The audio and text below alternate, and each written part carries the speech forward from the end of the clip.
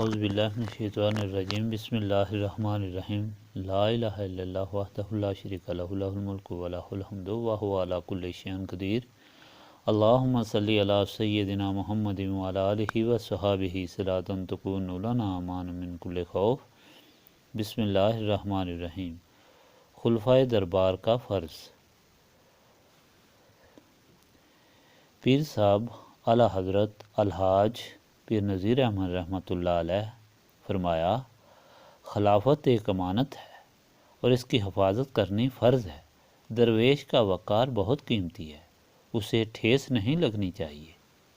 اگر کوئی شخص محض اس لیے مخالفت کرتا ہے کہ وہ درویش کیوں ہے تو اس کا ڈٹ کر مقابلہ کرنا چاہیے۔ جس طرح ایک فرد کا وقار ہے، اسی طرح اپنی جماعت کا وقار بھی ہے۔ تمام خلفاء کا فرض ہے کہ وہ جماعتی وقار کی حفاظت کریں۔ اپنی جماعت کے ہر فرد کی مدد کرنی چاہیے اور اس فرد کی بھی جس سے جماعت کو فائدہ ہو سکتا ہے، تاکہ وہ باوقار زندگی بسر کر سکے۔ باہمی محبت و پیار محض خدا کی رضا کے واسطے رکھنا چاہیے اور ایک دوسرے کی خدمت کرنی چاہیے۔ مسائل دین خود اچھی طرح سمجھ کر اپنے ساتھیوں کو سمجھانے چاہیے اور ان کی تعلیم کا انتظام کرنا چاہیے۔ بالخصوص عام لوگ فرائض، حقوق العباد اور آداب طریقت سے ناواقف ہوتے ہیں۔ خلفاء کو ان کی تعلیم پر خصوصی توجہ دینی چاہیے۔ ان مقاصد کے لیے اوراق شریف نظیریہ کے مجالس کا انتظام کرنا بہتر ہے۔ فرمایا، رسول خدا صلی اللہ علیہ وآلہ وسلم سے ہمیں 3 امور پہنچے ہیں۔ 1، ہمارا مقصد بالذات اللہ تعالیٰ ہو۔ دنیا کی کل کائنات جو جمادات، نباتات اور حیوانات پر مشتمل ہے، انسانی زندگی کو برقرار رکھنے کے لیے، تاکہ ہم ان سے کام لے کر مقصود بالذات تک پہنچنے کے لیے قدم اٹھائیں اور کوشش کریں۔ حکم الہی ہے۔ نمبر 2، حکم الہی ہے، وما خلقت الجن والانس الا لیعبدون، اور میں نے جن و انس کو اسی واسطے پیدا کیا ہے کہ میری عبادت کریں۔ ہم پر لازم ہے کہ ہم اس حکم کے مصداق بنیں، ہم اللہ کے بندے بن جائیں۔ ایسا نہ ہو کہ ہم محض مادی وسائل کے بلا تمیز حلال و حرام کے حصول میں اس قدر منہمک ہو جائیں کہ اصل مقصود سے دور جا پڑیں۔ سعدی کا شعر ہے، خورد دن برائے زیستن و ذکر کردن است، تو معتقد کہ زیستن بہر خوردن است۔ کھانا زندہ رہنے اور ذکر کرنے کے لیے ہے، اور تو اس بات کا معتقد ہے کہ زندگی بس کھانے کے لیے ہے۔ نمبر 3، اللہ تعالیٰ نے جملہ انبیاء علیہ السلام کو اس لیے مبعوث فرمایا کہ وہ انسانوں کو اپنے اللہ سے ملنے کی تعلیم دیں اور رہنمائی کریں، چانچہ یہ اپنے اپنے زمانے میں یہی تعلیم دیتے رہے، اور آخر میں پوری دنیا کے لوگوں کو اپنی طرف بلانے کے لیے اپنے محبوب حضرت محمد مصطفیٰ صلی اللہ علیہ وآلہ وسلم کو مبعوث فرمایا، جیسا کہ قرآن مجید میں ہے، وَمَا أَرْسَلْنَاكَ إِلَّا كَافَّةً لِلنَّاسِ بَشِيرًا وَنَذِيرًا، اور ہم نے آپ صلی اللہ علیہ وآلہ وسلم کو تمام انسانوں کے لیے پیغمبر بنا کر بھیجا ہے، تاکہ ایمان لانے پر ان کو ہماری رضا و ثواب کی خوشخبری سناؤ، اور ایمان نہ لانے پر ان کو ہمارے غضب اور عذاب سے ڈراؤ۔ فرمایا، ہر صاحب طریقت کا فرض اولین یہ ہے کہ وہ اپنے تزکیہ نفس کے ساتھ ساتھ اللہ تعالیٰ کے بندوں کو اسی ذات کی طرف جو مقصود بالذات ہے دعوت دے اور ملائے، جیسا کہ فرمان الہی ہے، ادعو الی سبیل ربک بالحکمت والموعظۃ الحسنۃ وجادلہم باللتی ہی احسن۔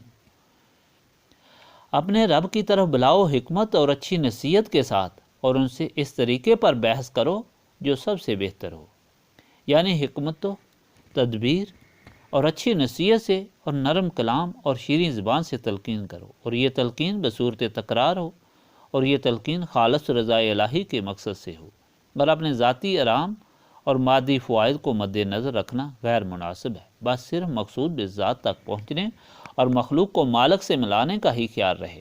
اسی میں صاحب طریقت کی ترقی اور عروج کا راز مضمر ہے۔ اولیاء اللہ تبلیغ دین کے لیے حکیمانہ طریقہ اختیار کرتے ہیں، جیسا کہ در ذیل 2 مثالوں سے ظاہر ہے۔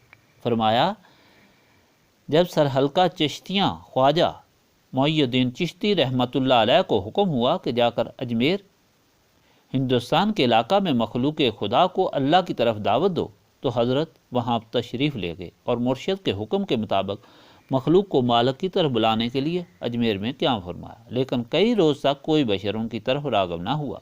سوچا کہ کیا طریقہ اختیار کیا جائے۔ آخر اس نتیجے پر پہنچے کہ چونکہ وہ ہندو لوگ موسیقی اور سماع کے بڑے دل دادا تھے اور ان کے یہی مشاغل تھے، چنانچہ خواجہ صاحب نے بھی سماع کی مجلس قائم کی اور لوگ ایسا ایسا ان کی طرف راغب ہونے لگے اور اپنا اور بڑا مجمع ہونے لگا۔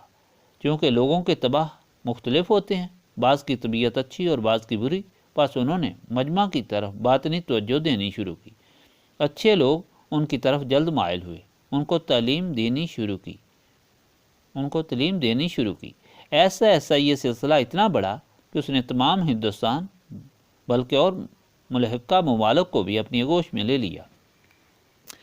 فرمایا، اسی طرح جب خواجہ عزیزان اعلیٰ رامتنی نقشبندی کو خوارزم جانے کا حکم ہوا تو وہاں تشریف لے گئے۔ حاکم شہر سے تحریری اجازت لے کر شہر میں ایک جگہ قیام کیا اور گوشہ نشین ہوئے۔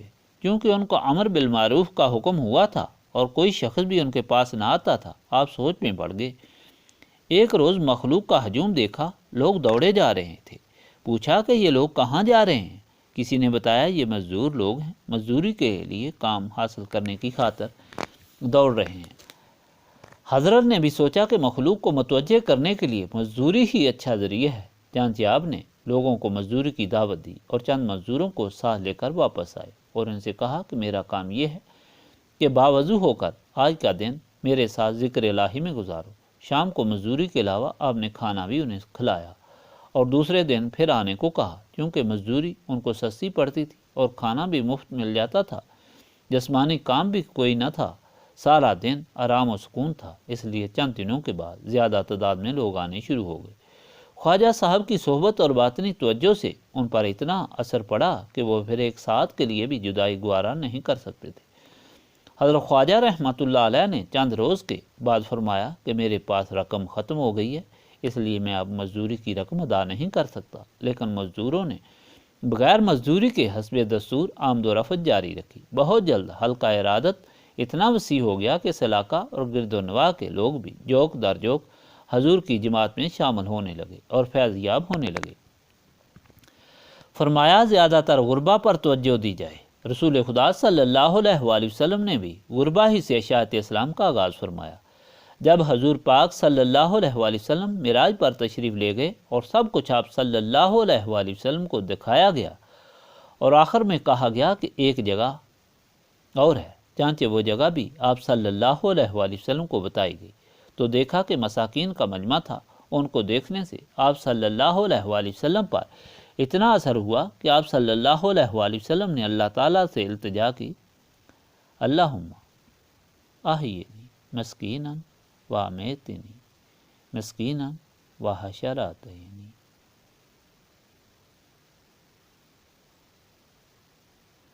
وحشرتنی فی زمرۃ المساکین۔ اے اللہ، مجھے مسکینوں جیسے زندہ رکھ اور مسکین موت عطا کر، اور میرا حشر بھی مساکین کے طبقہ میں کر۔ اس لیے خلفاء صاحبان کو چاہیے کہ وہ غربا کی طرف زیادہ توجہ دیں۔ امیر لوگ خود بخود غریبوں کی بڑھتی ہوئی تعداد دیکھ کر مقصود بالذات کی طرف کھنچے چلے آئیں گے۔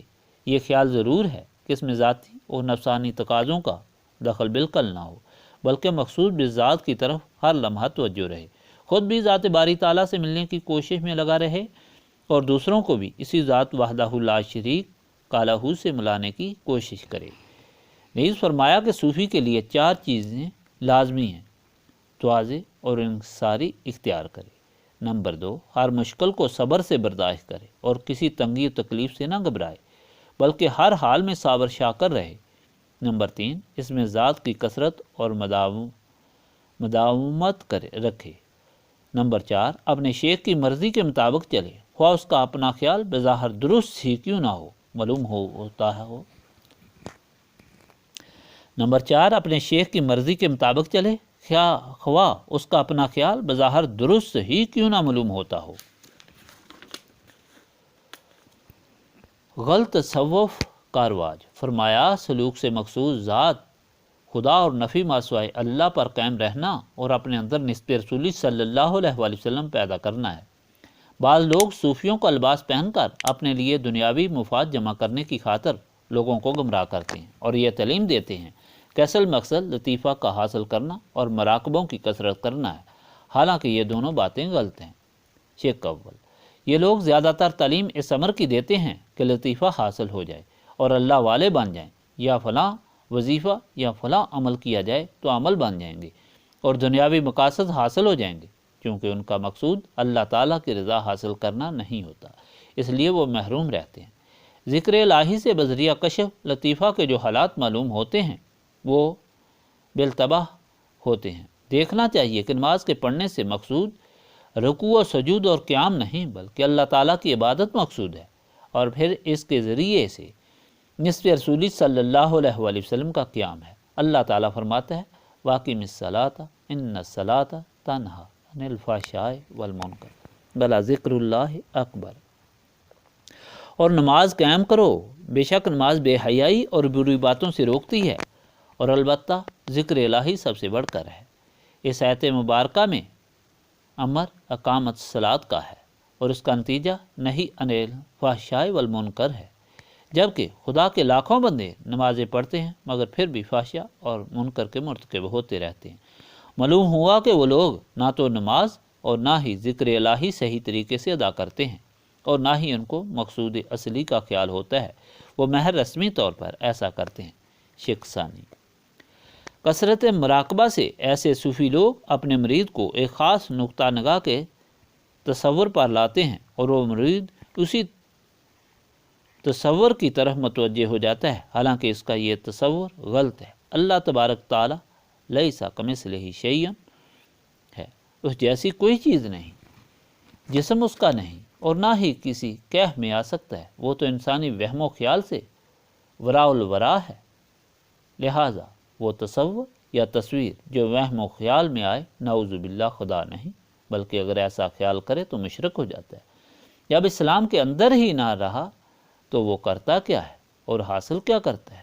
سادہ لوگ اکثر بناوٹی صوفیوں کی ظاہری شکل و صورت، عبادت اور عادت کو دیکھ کر ان کی طرف متوجہ ہو جاتے ہیں اور مرید ہو کر سالہ سال غلط طریقے پر چلتے رہتے ہیں۔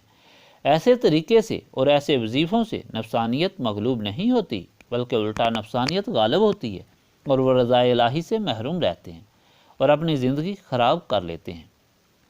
جہل صوفیہ اور علماء سو۔ فرمایا اس زمانے میں جو سستی اور غفلت امور شرعی میں واقع ہوئی ہے اور جو فطور، نقصان مذہب اور دین کے رواج دینے میں ظاہر ہوا ہے، سب کچھ ان برے صوفیوں اور علماء سو کی نیت کے بگڑ جانے کا باعث ہے۔ یہ لوگ اپنے علوم کو غلط طریقے پر خرچ کرتے ہیں اور ان کے چہروں پر ایک بدنما داغ ہے، بلکہ یہ لوگ اپنی جان کے خود دشمن ہیں۔ حضور پاک صلی اللہ علیہ وآلہ وسلم نے ایسے ہی لوگوں کی طرف اشارہ فرمایا ہے، اتخذوا جہلا فافتوا بغیر علم فضلوا واضلوا۔ انہوں نے جاہلوں کو رہنما بنا لیا جو بغیر علم فتویٰ دیتے ہیں، وہ خود بھی گمراہ ہوئے اور دوسروں کو بھی گمراہ کیا۔ اللہ تعالیٰ قرآن مجید میں فرماتے ہیں مثل الذین حملوا التوراۃ ثم لم يحملوها کمثل الحمار یحمل اسفارا۔ جن لوگوں کے سر پر تورات لاد دی گئی پھر انہوں نے اس کے بارے تعمیل کو نہ اٹھایا، اور ان کی مثال گدھے کی سی ہے جس پر بڑی بڑی کتابیں لدی ہوں۔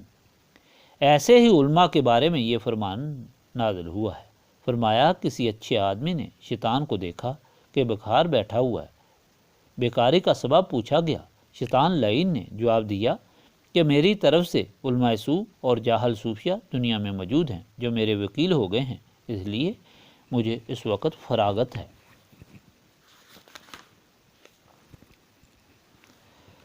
فرمایا دنیا میں سب سے بہتر جگہ ماسوائے مسجد الحرام، مسجد نبوی اور مسجد اقصیٰ کے مسلمانوں کی عام مساجد ہیں جن میں نماز پڑھی جاتی ہے۔ پھر مسجد میں ممبر ایسا متبرک مقام ہے جو نشست گاہ حضور صلی اللہ علیہ وآلہ وسلم کا مظہر ہے، جس پر کھڑے ہو کر یا تشریف فرما کر آپ صلی اللہ علیہ وآلہ وسلم خطبہ فرمایا کرتے تھے۔ اب اگر کسی تنخواہ دار مولوی یا خطیب کو اس کی مزدوری نہ ملے تو وہ کبھی بھی اس ممبر پر کھڑا ہو کر خطبہ دینے کے لیے تیار نہ ہوگا، بلکہ اگر اس کا بس چلے تو اسی مسجد کو مسجد ضرار کا حکم لگا کر ٹکڑے ٹکڑے کر دے، اور جن لوگوں نے اس کی اعانت نہ کی ہو ان پر کفر اور فسق کے فتوے جڑ دے۔ دراصل اس کی تعلیم محض مالی فائدے کی غرض سے ہوتی ہے۔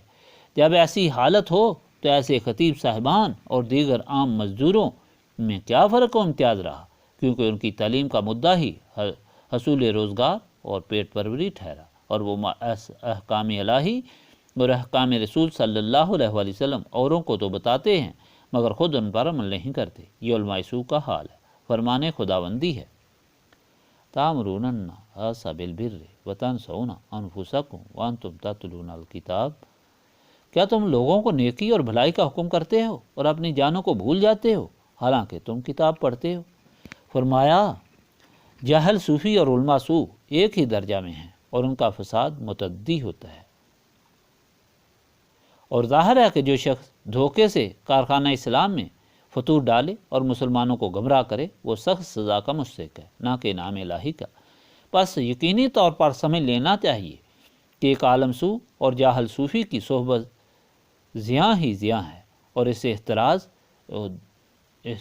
و اجتناب لازمی ہے۔ مولانا روم فرماتے ہیں ہے بسا ابلیس آدم روئے ہس پس بہر دست نبایت داد دست۔ فرمایا بعض دفعہ اعتراض کیا جاتا ہے کہ بعض علماء حق اور بعض مشائخ مقتدمین میں سے اور موجودہ زمانے میں بھی دنیا کے کاروبار میں مشغول ہوتے ہیں۔ موجودہ زمانے میں تو لنگر کے نام سے پیسے اکٹھے کرتے ہیں، اور اس طرح وہ بھی دنیا دار بنے ہوئے ہیں اور دنیا داروں میں شامل ہیں۔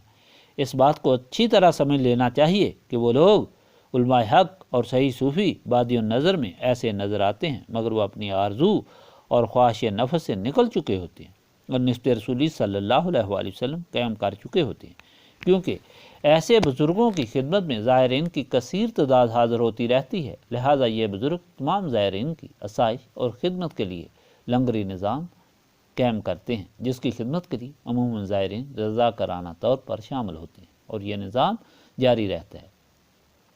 لہٰذا یہ نظام دنیاوی کاروبار نہیں سمجھا جا سکتا، کیونکہ یہ ذاتی منافعت کے لیے نہیں ہوتا، اور نہ ہی اس میں کسی قسم کا چندہ یا معاوضہ ضروری سمجھا جاتا ہے۔ یہ خالص رضاکارانہ تنظیم ہوتی ہے جو زائرین کے باہمی تعاون سے جاری رہتی ہے۔ سعد بن نبی وقاص، انس بن مالک، حضرت عثمان اور امام ابو حنیفہ نعمان بن ثابت کو دیکھیے کہ باوجود کامیاب تجارت کرنے کے یاد الہی سے غافل نہیں تھے۔ خواجہ بہاؤالدین نقشبند رحمۃ اللہ علیہ فرماتے ہیں کہ میں نے منا کے بازار میں ایک تاجر کو دیکھا کہ ان ایام میں کم و بیش 50,000 دینار کی تجارت روزانہ کرتا تھا، اور اس کا دل مالک کی یاد سے ایک لمحہ کے لیے بھی غافل نہ تھا۔ یہ وہ علماء اور صوفی ہیں جو کہ وارث الانبیاء ہیں، اور ان کے قلم کی سیاہی قیامت کے دن خون شہداء کے برابر ہوگی۔ ربنا تقبل منا انک انت السمیع العلیم وتب علینا انک انت التواب الرحیم۔ سبحانک ربک رب العزۃ عما یصفون وسلام علی المرسلین والحمد للہ رب العالمین۔